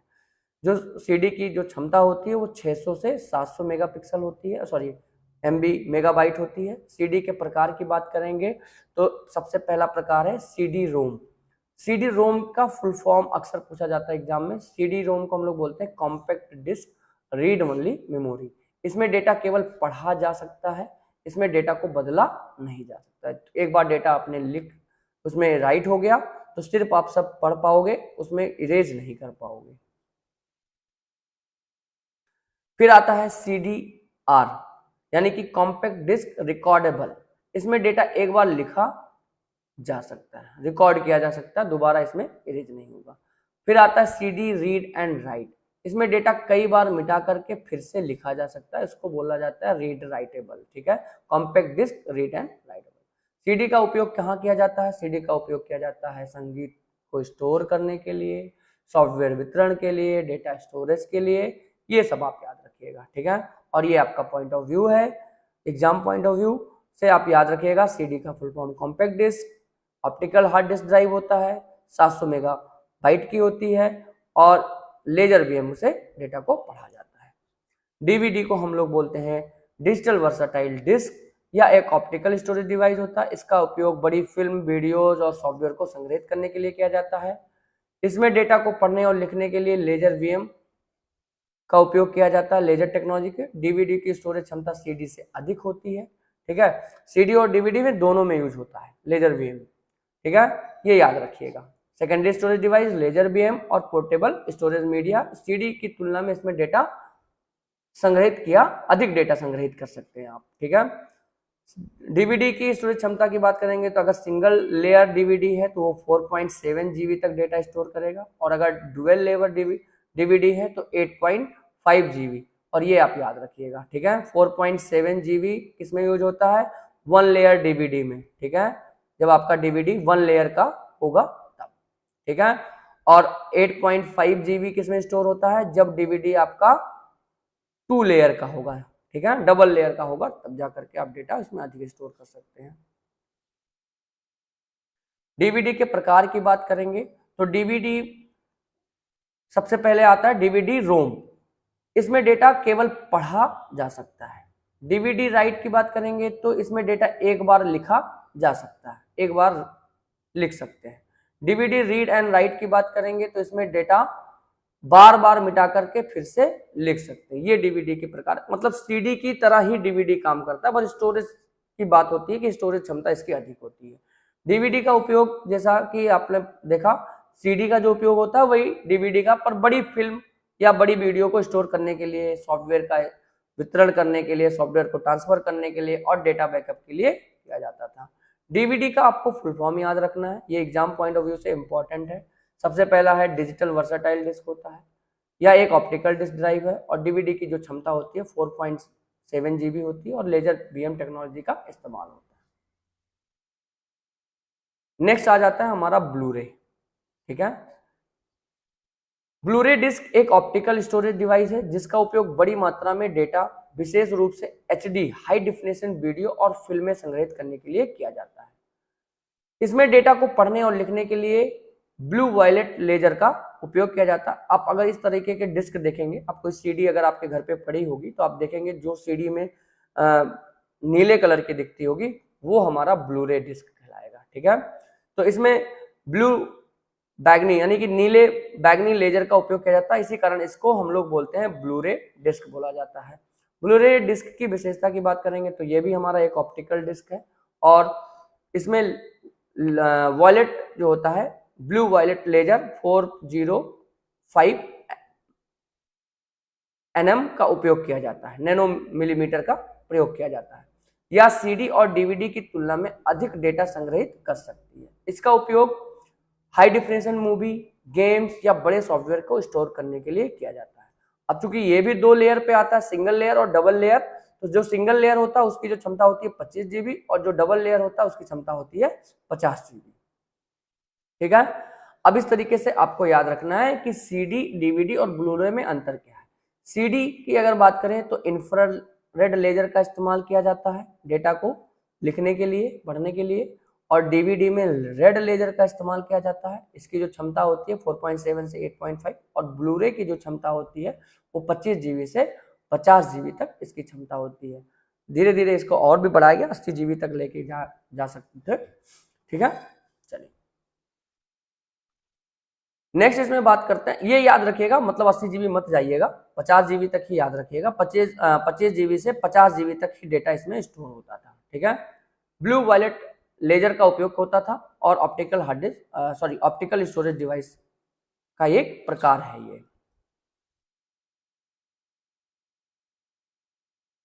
अब बात करते हैं यूएसबी फ्लैश ड्राइव की। ये जो छोटे छोटे पॉइंट्स है हमारे बच्चों, ये बहुत इंपॉर्टेंट होते हैं और एग्जाम में छोटी छोटी चीजें भी नहीं छोड़ी जाती है, ताकि आप उसको एक बार पढ़ लें। एक बार पढ़ लेंगे तो आपके दिमाग में एक आइडिया रहेगा कि हाँ इस चीज को मैंने सुना है, देखा है, समझा है, ठीक है। तो आपकी चीजें एग्जाम में क्लियर हो जाएंगी। देखिए 15 में 15 है ना, ये जो हम लोगों का टारगेट है ना, इसको अचीव करने के लिए ये सारी चीजों को हमको देखना पड़ेगा। सिलेबस जो कह रहा है उसी के अकॉर्डिंग हम चल रहे हैं, और कुछ चीजें जो हमको लगता है कि सिलेबस में वो हिडन पार्ट है और उस चीज से वो रिलेटेड है, वो सारी चीजें मैं आपको लाके दे रहा हूँ प्यारे बच्चों, ठीक है। तो इस चीज को आप नोट करिएगा। अब बात करते हैं यूएसबी फ्लैश ड्राइव की, जो जैसा कि हम लोग पेन ड्राइव की बात करते हैं, वो हमारा यूएसबी फ्लैश ड्राइव है। तो यह एक पोर्टेबल स्टोरेज डिवाइस है। इसका उपयोग कंप्यूटर में डेटा को संग्रहित करने और एक कंप्यूटर से दूसरे कंप्यूटर में ट्रांसफर करने के लिए किया जाता है। इसको सामान्यतः हम लोग बोलते हैं पेन ड्राइव भी कहते हैं। यह फ्लैश मेमोरी टेक्नोलॉजी पर आधारित होता है, यूएसबी पोर्ट के माध्यम से कंप्यूटर से जुड़ता है। यूएसबी फ्लैश ड्राइव की विशेषता बात करेंगे तो ये सेकेंडरी स्टोरेज डिवाइस होता है, फ्लैश मेमोरी तकनीक पर आधारित होता है, कोई मूविंग पार्ट नहीं होता है, यह छोटा, हल्का और पोर्टेबल होता है। इसमें डेटा रीड और राइट दोनों किया जा सकता है, जितनी बार चाहे उतनी बार आप रीड करिए, जितनी बार चाहे आप इसको राइट करिए, ठीक है। फ्लैश ड्राइव की जो स्टोरेज क्षमता होती है वो 4 GB से लेकर के 256 GB या उससे अधिक, आजकल तो 1 TB 2 TB के भी फ्लैश ड्राइव उपलब्ध है मार्केट में। यूएसबी फ्लैश ड्राइव के लाभ की बात करेंगे तो बहुत छोटा होता है और आसानी से कहीं भी आप ले जा सकते हो। डेटा ट्रांसफर स्पीड अच्छी होती है, बार बार डेटा लिख सकते हो, मिटा सकते हो, टिकाऊ होता है और उपयोगी भी होता है। यूएसबी फ्लैश ड्राइव के नुकसान क्या है कि अक्सर इसमें वायरस आ जाता है, संक्रमित हो जाता है, बहुत छोटा होने के कारण खो भी जाता है। तो ये सारे इसके ड्रॉबैक्स हैं। एग्जाम पॉइंट ऑफ व्यू से देखते हैं, यूएसबी फ्लैश को हम लोग क्या बोलते हैं? पेन ड्राइव बोलते हैं। आपसे एग्जाम में पूछ सकता है यूएसबी फ्लैश ड्राइव को और किस नाम से जानते हैं, तो उसको हम लोग बोलते हैं पेन ड्राइव के नाम से भी जानते हैं। यह फ्लैश मेमोरी टेक्नोलॉजी पर आधारित स्टोरेज डिवाइस है और यूएसबी पोर्ट के माध्यम से कंप्यूटर से ये जुड़ता है, ठीक है। अब एक और सेकेंडरी स्टोरेज डिवाइस आता है, वो है हमारा एसडी कार्ड, ठीक है, जिसको हम लोग चिप बोलते हैं। अक्सर आप लोगों ने देखा होगा कि मोबाइल के अंदर हम लोग एसडी कार्ड लगाते हैं, ठीक है। एसडी कार्ड का फुल फॉर्म होता है secure digital card. Secure digital card एक पोर्टेबल स्टोरेज डिवाइस होता है जिसका उपयोग mobile phone, digital camera, tablet, computer में डेटा को ट्रांसफर करने के लिए या संग्रहित करने के लिए करते हैं। जो आपका डिजिटल कैमरा या डीएसएलआर कैमरा होता है उन सब में ये जो मेमोरी स्टोरेज के लिए ये एसडी कार्ड का उपयोग किया जाता है। यह फ्लैश मेमोरी टेक्नोलॉजी पर आधारित होता है, आकार में बहुत छोटा होता है। एसडी कार्ड की विशेषता है simple secondary storage device, flash memory का उपयोग करता है, छोटा, हल्का और पोर्टेबल होता है, रीड राइट दोनों कर सकते हो। और कहाँ उपयोग होता है? मोबाइल, कैमरा और लैपटॉप में इसका उपयोग किया जाता है। आप देखते होंगे कि पुराने समय में लैपटॉप जो आते थे, आज भी अगर लैपटॉप आता है तो उसमें एसडी स्लॉट्स बना होता है एसडी कार्ड के लिए, ठीक है। एसडी कार्ड के प्रकार की बात करेंगे तो सबसे पहला एसडी कार्ड जो सामान्य आकार का कार्ड होता है, डिजिटल कैमरा में उपयोग होता है। फिर मिनी एसडी कार्ड आता है, एसडी कार्ड से छोटा आकार होता है, अब कम उपयोग होता है इसका। और माइक्रो एसडी कार्ड के जो सबसे छोटा कार्ड होता है और मोबाइल फोन में उपयोग किया जाता है, ठीक है। तो ये सारी बातें आप ध्यान रखिएगा कि आपके पास SD card, mini SD card और माइक्रो एसडी कार्ड भी उपलब्ध थे। एसडी कार्ड की स्टोरेज क्षमता की बात करेंगे तो एसडी कार्ड 2 GB तक होता है, एसडीएचसी कार्ड 2 GB से 32 GB तक होता है और एसडीएक्सी कार्ड 32 GB से 2 GB तक स्टोरेज होता है, ठीक है। जैसा कि हमने आपको बताया था कि एसडी कार्ड की जो क्षमता होती है लगभग 2 TB तक होने लगी है। एसडी कार्ड के लाभ की बात करेंगे, ठीक है, तो यह छोटा और आसानी से ले जाने योग्य होता है, डेटा ट्रांसफर आसानी होता है, मोबाइल और कैमरा में उपयोग होता है। छोटा होने के कारण खो सकता है। नुकसान की बात करेंगे, खराब होने पर डेटा खो सकता है, ठीक है। तो ये सारी चीजें इंपॉर्टेंट है। एग्जाम पॉइंट से भी उसे याद रखने के लिए आपको क्या है कि एसडी कार्ड का पूरा नाम क्या होता है? Secure digital card. ये फ्लैश मेमोरी पर आधारित टेक्नोलॉजी होती है, इसका उपयोग मोबाइल, कैमरा और टैबलेट में किया जाता है। अच्छा, अभी हमने ऊपर बात किया था एसडीएचसी का, ठीक है, तो एसडीएचसी को हम लोग बोलते हैं सिक्योर डिजिटल हाई कैपेसिटी वाला कार्ड, ठीक है। विशेषता केवल लिखा है इसमें, यहाँ पे देखिएगा तो फ्लैश मेमोरी पर आधारित होता है, एसडी कार्ड से अधिक क्षमता होता है, कैमरा, मोबाइल और टैबलेट में भी इसका उपयोग होता है और फाइल फॉर्मेट होता है इसका वो FAT32 फाइल फॉर्मेट सिस्टम पे काम करता है। आगे चल के हम लोग फाइल फॉर्मेट की बात करेंगे, EX फाइल फॉर्मेट और FAT फाइल फॉर्मेट, ये सारी चीजों के बाद में जब फाइल फॉर्मेट पढ़ेंगे उसमें बात करेंगे। नेक्स्ट आता है हमारा SDXC, जो SD कार्ड है वो आता है सिक्योर डिजिटल एक्सटेंडेड कैपेसिटी, क्योंकि इसकी कैपेसिटी हाई होती है। और इसका जो फाइल फॉर्मेट होता है ये भी SD वीडियो, फोटोज और बड़े डेटा को स्टोर करने के लिए ही किया जाता है। स्टोरेज क्षमता SD कार्ड से अधिक होती है, फ्लैश मेमोरी टेक्नोलॉजी पे ही काम करती है। और इसका जो फाइल फॉर्मेट होता है वो EX FAT पे सिस्टम होता है, ठीक है, फाइल सिस्टम का उपयोग करती है। अब बात करते हैं क्लाउड स्टोरेज की, ठीक है, स्टोरेज की बात करेंगे। सेकेंडरी मेमोरी में हमारा स्टोरेज भी आता है, ठीक है। तो क्लाउड स्टोरेज क्या होता है, ये आजकल आप देखते होंगे कि हमारा जो डेटा है वो क्लाउड पे होता है और वहां से हम एक्सेस कर सकते हैं। जैसे वन ड्राइव हमारा क्लाउड स्टोरेज है, बैकअप हमारा क्लाउड होता है, आपका माइक्रोसॉफ्ट का भी वन ड्राइव आता है, उसमें भी आपका डेटा बैकअप क्लाउड पे होता है। तो एक ऐसी तकनीक है जिसमें डेटा को इंटरनेट के माध्यम से दूर स्थित सर्वर यानी कि रिमोट सर्वर पर संग्रहित किया जाता है। अगर हम बात करेंगे जैसे हमारा जीमेल है, तो जीमेल के लिए भी स्टोरेज की आवश्यकता होती है, तो वो सारा जीमेल कहाँ स्टोर होता है, वो आपका क्लाउड पे ही स्टोर होता है। जीमेल हमें 15 GB का स्टोरेज देता है, ठीक है। 15 GB के बाद हमसे बोलता है कि अगर आपको अधिक स्टोरेज की जरूरत है तो आपको बाई करना पड़ता है, ठीक है, या आपको सब्सक्रिप्शन मॉडल में भी ले जा सकते हैं, ठीक है। तो इस तरीके की चीजें होती हैं। जब आपको डेटा की नीड इंटरनेट के माध्यम से कहीं दूर सर्वर पे रखना होता है तो आपको क्लाउड स्टोरेज की बात करते हैं। इसमें डेटा आपके कंप्यूटर या मोबाइल में नहीं बल्कि इंटरनेट पर स्थित डेटा सेंटर में सुरक्षित होता है और आप इसे कभी भी कहीं से भी एक्सेस कर सकते हैं, ठीक है, इंटरनेट के माध्यम से। क्लाउड स्टोरेज की विशेषता की बात करेंगे तो डेटा इंटरनेट पर सर्वर में संग्रहित होता है, ठीक है, इसे कहीं से भी और किसी भी डिवाइस से एक्सेस किया जा सकता है। डेटा ऑनलाइन बैकअप के रूप में सुरक्षित रहता है। इसमें ऑटोमेटिक सिंक्रोनाइजेशन की सुविधा होती है कि डेटा जैसे जैसे आप लिखेंगे डेटा सिंक्रोनाइज होकर के ऑटोमेटेड आपका सर्वर पे स्टोर होता रहेगा। तो क्लाउड सर्वर के अगर हम बात करें क्लाउड स्टोरेज के कुछ एग्जांपल की, जैसे हमारे पास गूगल ड्राइव हो गया, वन ड्राइव हो गया, ड्रॉप बॉक्स हो गया, आई क्लाउड हो गया। आई क्लाउड हमारा मैक पीसी में होता है, ठीक है, ये सब आपको विंडो पीसी में दिख जाएंगे। क्लाउड स्टोरेज के लाभ की बात करेंगे तो डेटा कहीं से भी एक्सेस किया जा सकता है। आपसे पूछता है कि डेटा आपको कहीं से भी एक्सेस कर सकते हैं, तो हम किस स्टोरेज में रखते हैं इसको डेटा को, तो वो हम रखते हैं क्लाउड स्टोरेज में। डेटा बैकअप सुरक्षित रहता है, बड़ी मात्रा में स्टोरेज उपलब्ध होता है, टीम के साथ फाइल शेयर कर सकते हैं। आप फाइल शेयर करिएगा तो आपका पूरा डेटा शेयर हो जाएगा एक ही स्थान से। चलिए नेक्स्ट बात करते हैं, क्लाउड स्टोरेज के नुकसान क्या है कि अगर इसके लिए आपको नेट की कनेक्शन की आवश्यकता होगी। अगर इंटरनेट नहीं है तो आप डेटा एक्सेस नहीं कर पाएंगे। डेटा सुरक्षा और गोपनीयता का खतरा रहता है कि डेटा कोई भी चुरा भी सकता है आपका क्लाउड स्टोरेज से। एग्जाम पॉइंट ऑफ से बात करेंगे तो क्लाउड स्टोरेज में डेटा इंटरनेट सर्वर पर संग्रहित होता है, ऑनलाइन स्टोरेज सिस्टम होता है यह, और ये उदाहरण के तौर पे गूगल ड्राइव, वन ड्राइव और ड्रॉप बॉक्स ये हमारे एग्जाम्पल हैं क्लाउड स्टोरेज के। नेक्स्ट बात करते हैं पंच कार्ड का, ठीक है। पंच कार्ड बहुत पहले यूज होता था, पहले के जमाने में हर्मन हॉर्रिथ ने इसको बनाया था, पंच कार्ड का निर्माण किया था। तो कंप्यूटर का एक प्रारंभिक डेटा इनपुट और स्टोरेज माध्यम था। जब हमारा कंप्यूटर प्रारंभिक समय में इस्तेमाल होता था तो डेटा हम लोग पंच कार्ड पे ही स्टोर करते थे, जिसका उपयोग पुराने कंप्यूटरों में डेटा और प्रोग्राम को निर्देशों को संग्रहित करने के लिए किया जाता था।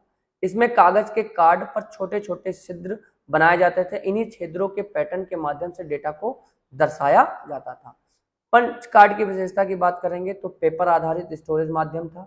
इसमें छेद मतलब पंच होल के रूप में संग्रहित किया जाता था डेटा को। प्रत्येक कार्ड में निश्चित कॉलम और पंक्तियां होती थी, एक कार्ड में सामान्यतः 80 कॉलम हुआ करती थी।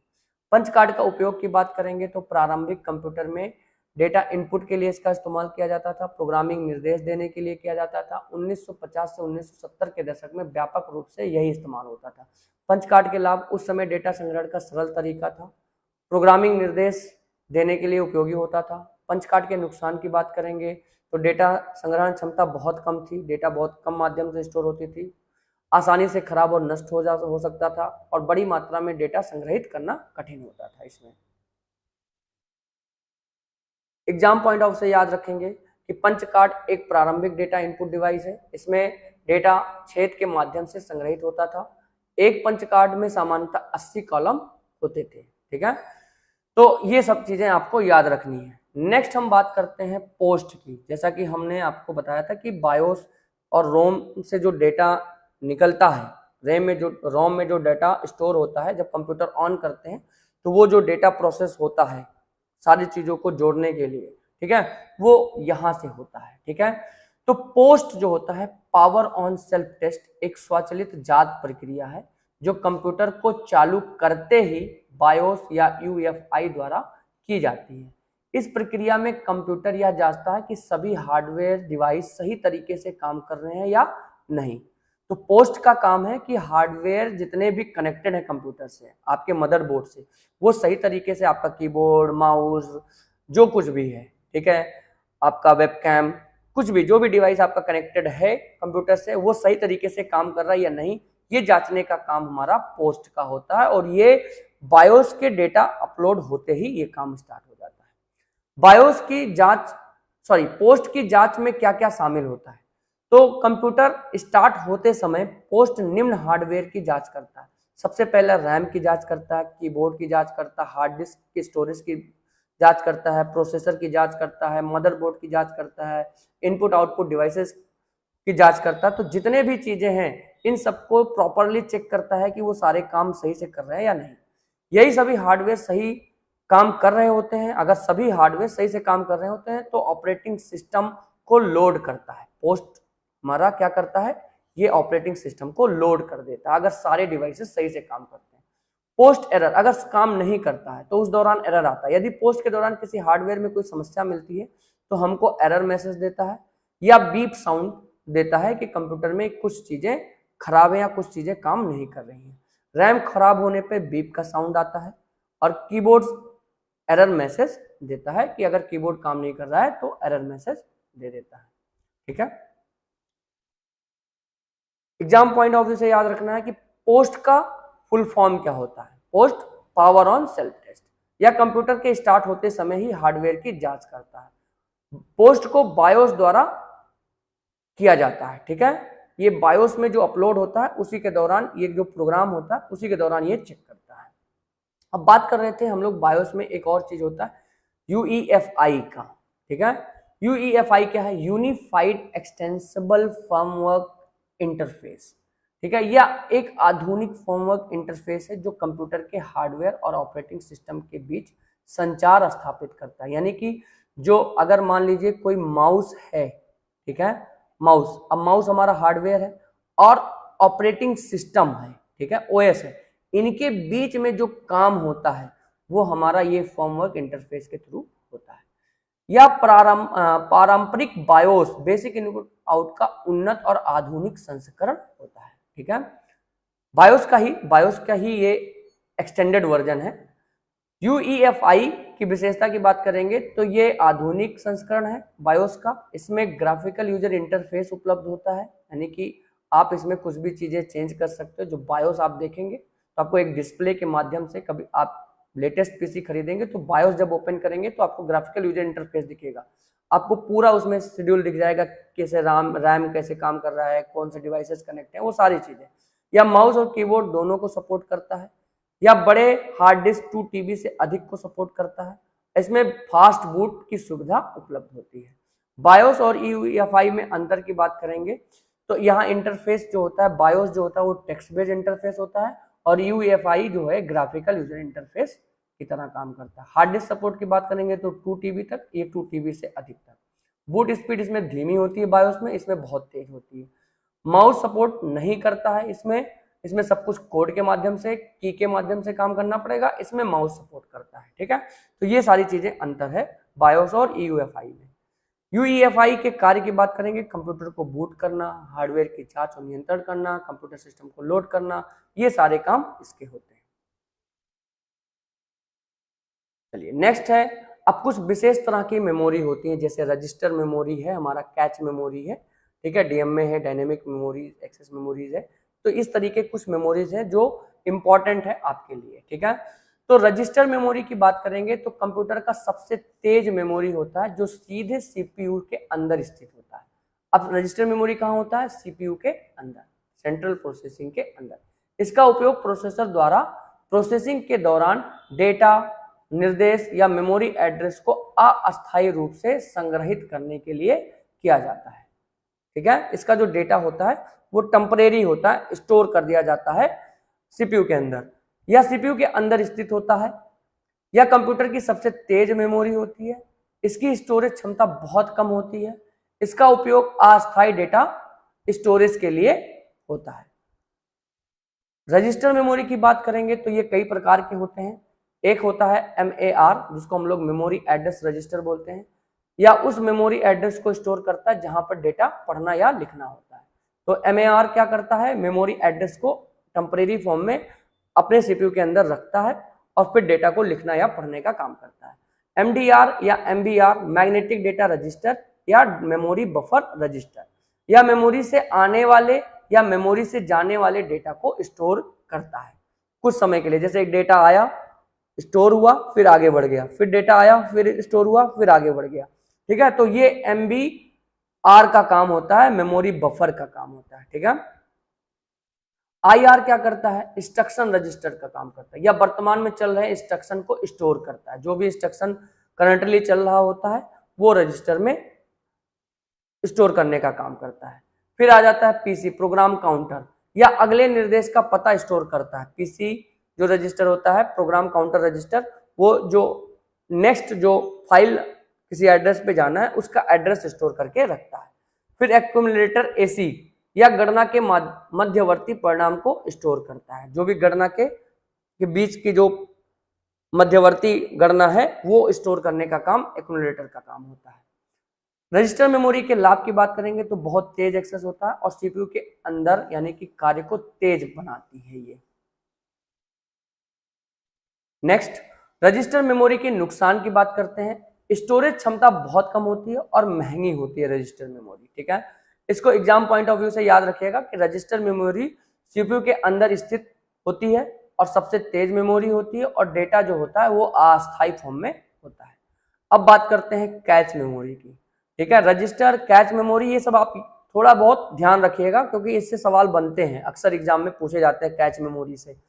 तो कैच मेमोरी एक बहुत तेज मेमोरी होती है जो सीपीयू और रैम के बीच स्थित होती है। सीपीयू और रैम के बीच। इसका मुख्य कार्य अक्सर उपयोग होने वाले डेटा और निर्देशों को अस्थायी रूप से संग्रहित करता ताकि सीपीयू इन्हें जल्दी से एक्सेस कर सके। कैच मेमोरी की विशेषता जो है, सीपीयू के बहुत पास स्थित होता है, इसकी गति रैम से अधिक होती है, इसकी स्टोरेज क्षमता कम होती है और सीपीयू की कार्य गति को और अधिक बढ़ाती है यानी कि मदद करती है। ठीक है, अब कैच मेमोरी जो होती है अलग अलग लेवल की होती है। तो लेवल 1 कैच जो होता है वो सबसे तेज कैच मेमोरी होती है, सीपीयू के अंदर होती है और बहुत कम क्षमता वाली होती है। अब लेवल 2 की जो कैच मेमोरी होती है लेवल 1 से धीमी होती है, क्षमता लेवल 1 से अधिक होती है इसकी।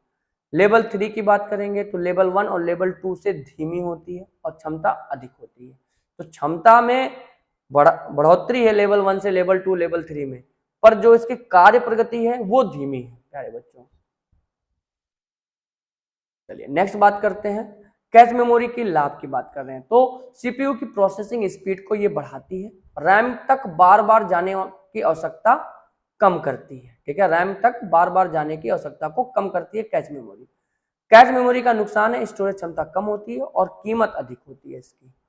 एग्जाम पॉइंट ऑफ व्यू से बात करेंगे तो कैच मेमोरी जो होती है वो सीपीयू और रैम के बीच होती है। ठीक है, और सीपीयू के सबसे पास कौन सी होती है, रजिस्टर मेमोरी होती है। ठीक है, या रैम से तेज होती है, इसका उपयोग सीपीयू की गति को बढ़ाने के लिए किया जाता है। अब एक और मेमोरी है हमारा जिसको हम लोग बोलते हैं डायरेक्ट मेमोरी एक्सेस, जिसको हम लोग बोलते हैं डीएमए। ठीक है, डीएमए एक ऐसी तकनीक है जिसमें इनपुट आउटपुट डिवाइस सीधे मुख्य मेमोरी रैम से डेटा का आदान प्रदान कर सकते हैं बिना सीपीयू की लगातार सहायता के। ठीक है, तो बिना सीपीयू के हेल्प के ये हमारा DMA direct memory access input output से डिवाइस को जो भी स्टोरेज होती है डिवाइस सीधे मुख्य मेमोरी यानी कि रैम से डेटा को पहुंचाती है रैम। ठीक है, इस प्रक्रिया में डीएमए कंट्रोलर नाम का एक विशेष हार्डवेयर डेटा ट्रांसफर को नियंत्रित करती है। तो डीएमए कंट्रोलर इसके अंदर लगा होता है। इसका काम क्या होता है, डीएमए कंट्रोलर को डेटा ट्रांसफर का आदेश देता है। कौन देता है, सीपीयू डीएमए कंट्रोलर को डेटा ट्रांसफर का आदेश देता है। DMA controller input out device और मेमोरी के बीच कनेक्शन बनाता है। तो जितने भी इनपुट आउटपुट डिवाइस है और जो भी मेमोरीज है उनके बीच जो कनेक्शन एस्टैब्लिश करने का काम होता है वो डीएमए कंट्रोलर का होता है। डेटा सीधे इनपुट आउटपुट से लेकर के रैम के बीच ट्रांसफर कर देता है। ठीक है, इनपुट आउटपुट और रैम के बीच में डेटा ट्रांसफर होता है। डेटा ट्रांसफर पूरा होने पर डीएमए कंट्रोलर सीपीयू को सूचित कर देता है। ठीक है, ये सारे काम डीएमए की कार्यप्रणाली में आते हैं। डीएमए की विशेषता की बात करेंगे तो सीपीयू की भागीदारी कम हो जाती है, डेटा ट्रांसफर तेज और कुशल होता है और सिस्टम की कार्य कुशलता जो परफॉर्मेंस है वो बढ़ जाती है। चलिए आगे देखते हैं।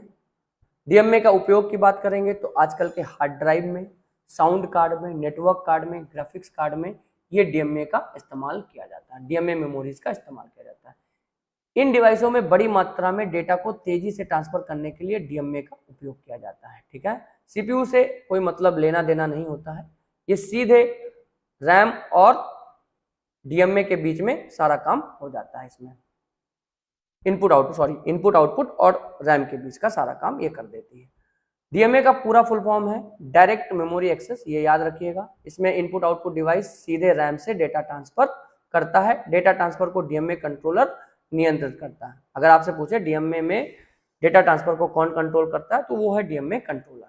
ठीक, अब लास्ट एंड लीस्ट, ठीक है, अब जैसे कि बात करते हैं कि वोलेटाइल मेमोरी, तो वोलेटाइल मेमोरी जो होती है वो हमारा क्या होती है, टेम्परेरी इन नेचर होता है और पावर बंद हो जाने पे इसकी सारी डेटा खत्म हो जाती है। तो रैम, कैच मेमोरी, रजिस्टर, ये सब वोलेटाइल मेमोरी के उदाहरण है। नॉन वोलेटाइल मेमोरी की बात करेंगे तो इसमें डेटा परमानेंटली स्टोर रहता है, जब भी जरूरत पड़ती है तो इसका इस्तेमाल करते हैं। रोम गैर वोलेटाइल मेमोरीज का एक उदाहरण है। ठीक है, कंप्यूटर में डेटा का सबसे छोटा भाग जो होता है वो बाइनरी डिजिट्स होता है, जिसे हम बिट कहते हैं, और 8 बिट के समूह को हम लोग एक बाइट कहते हैं। ठीक है, अच्छा, अब मेमोरीज की अगर मापन इकाई की बात करेंगे तो सबसे जो छोटा यूनिट है वो है हमारा 1 बिट। ठीक है, इसको एक बाइनरी बोलते हैं। ठीक, 8 बिट जो होता है, 8 बिट वो हमारा 1 बाइट होता है, और 8 बिट को हम लोग 1 बाइट बोलते हैं। ठीक है, और 4 बिट को हम लोग क्या बोलते हैं, 4 बिट को हम लोग एक निब्बल बोलते हैं। ठीक है प्यारे बच्चों, अच्छा इसमें एक चीज और है, 2 बिट को हम लोग अ वर्ड बोलते हैं। ये चीज आप नोट रखिएगा, कभी अगर आपसे एग्जाम में पूछ लेता है कि 2 बिट कितने के बराबर होता है तो अ वर्ड के बराबर होता है।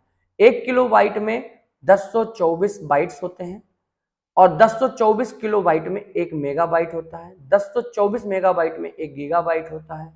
1024 टेराबाइट में 1 पेटाबाइट होता है। 1024 पेटाबाइट में 1 एक्साबाइट होता है। फिर 1024 एक्साबाइट में 1 जेटाबाइट होता है, और 1024 जेटाबाइट में 1 योटाबाइट होता है। ठीक है, तो सबसे बड़ी मेमोरी आज के डेट में 1 योटाबाइट है, जो 1024 जेटाबाइट के बराबर होती है। ठीक है, तो आई होप आपको हमारा ये पूरा क्लास पसंद आया होगा। अगर आपको कोई डाउट लगता है तो आप हमें कमेंट जरूर करिए और हमसे क्वेरी करिए, हम उस क्वेरी का आपको जवाब देंगे। प्यारे बच्चों, हमारा वीडियोज आपको पसंद आता है, हमारी क्लास आपको अच्छी लगती है तो लाइक, सब्सक्राइब और कमेंट करना ना भूलें, और साथ ही साथ अपने दोस्तों से इस क्लास को शेयर करें ताकि उनको भी इस चीज़ की जानकारी हो सके। ठीक है प्यारे बच्चों, तो मिलते हैं नेक्स्ट क्लास में, तब तक के लिए धन्यवाद प्यारे बच्चों।